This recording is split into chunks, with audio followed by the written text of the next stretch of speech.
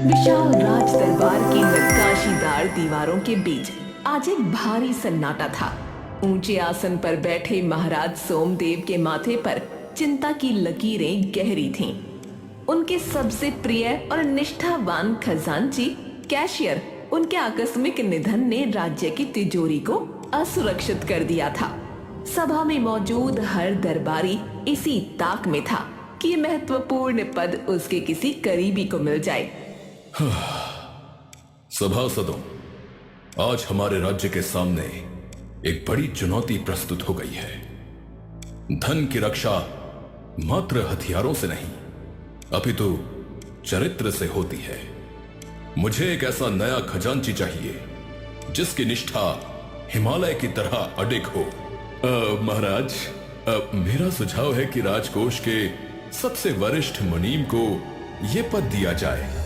उन्हें वर्षों का अनुभव है और वे हिसाब किताब की बारीकियों को समझते हैं। महाराज, क्षमा करें प्रधानमंत्री जी, परंतु अनुभव से अधिक बल आवश्यक है। राजकोष वो संभाले जिसके हाथ में तलवार हो। कोई बाहरी शत्रु या आंतरिक चोर सोने की चमक देखकर फिसल सकता है। सेना का कोई वीर ही इसके योग्य है। सावधान सेनापति, तलवार धन की रक्षा कर सकती है, परंतु लोभ आत्मा पर वार करता है। महाराज, शास्त्रों के अनुसार खजांची वो होना चाहिए जिसे मोह माया छू न सके। हमें किसी विद्वान ब्राह्मण या संत को यह भार सौंपना चाहिए। आप सबकी ही बातें सही हैं, परंतु अधूरी हैं। मुझे न मात्र विद्वान चाहिए और न ही मात्र योद्धा।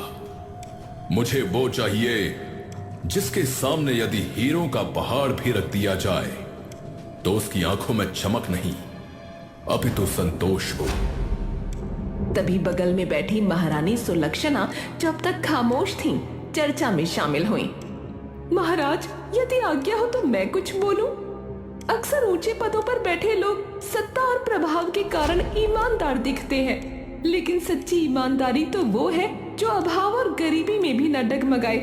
क्या हमें अपना नया खजांची राजमहल के बाहर सामान्य जनता के बीच नहीं ढूंढना चाहिए?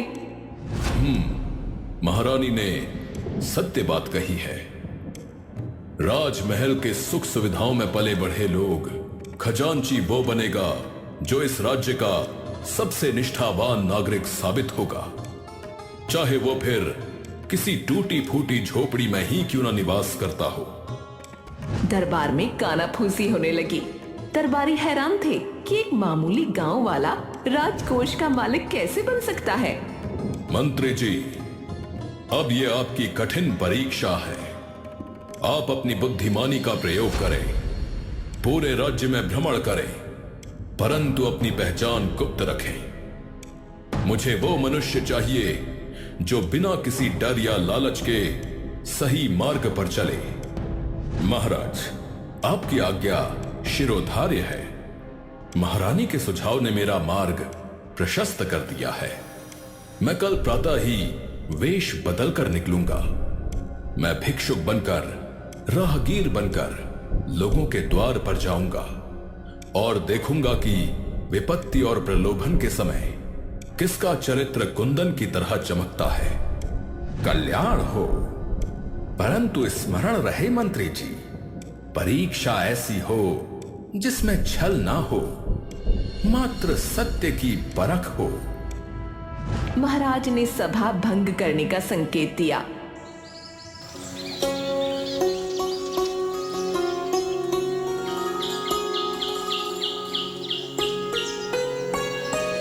एक तपती दोपहर, सोमू चाक घुमा रहा था और मालती पास बैठी थी।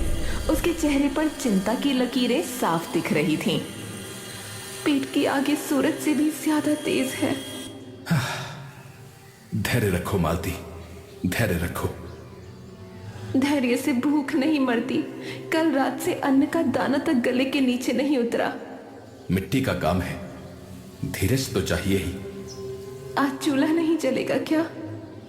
शाम तक सब ठीक हो जाएगा। कैसे? घर में चावल का एक दाना तक नहीं बचा। आज ये मटके नहीं बिके तो कल का सूरज देखना भारी होगा। मालती, मुझे सब पता है। पता है? इतने शांत कैसे हैं आप? घबराओ